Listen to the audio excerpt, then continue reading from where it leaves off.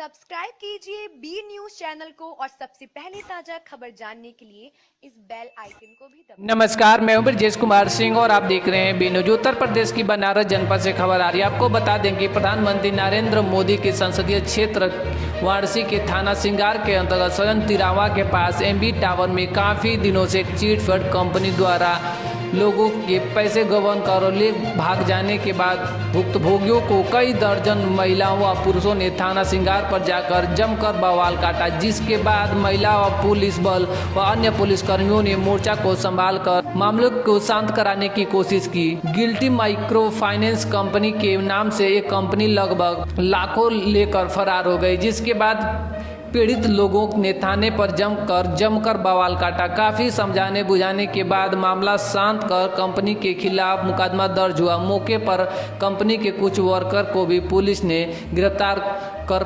बैठाया है। मेरा अमित कुमार सिंह नाम है। 18 तारीख को अखबार में आया था कि नौकरी के लिए तहरीर दी गई थी। ग्रीनफील्ड माइक्रो फाइनेंस नाम की कंपनी थी। वो लोग हमको बुलाए। 19 तारीख को हम लोग का इंटरव्यू हुआ।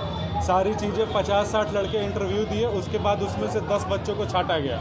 10 लोगों को एम्प्लॉय पे 10,000 12,000 के हिसाब से नौकरी दी गई।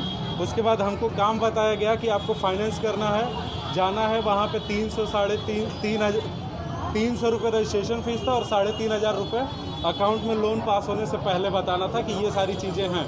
हम लोगों ने कल के दिन लगभग 13 लोगों का रजिस्ट्रेशन हुआ था, 300 रुपये लिया था। फिर 3,500 रुपये हम लोगों ने सबसे 13 लोग हैं, उसमें टोटल 140 लोग हैं, तो उन लोगों का 3,500 रुपये हम लोगों ने लाके ऑफिस में कलेक्शन किया, कलेक्ट किया।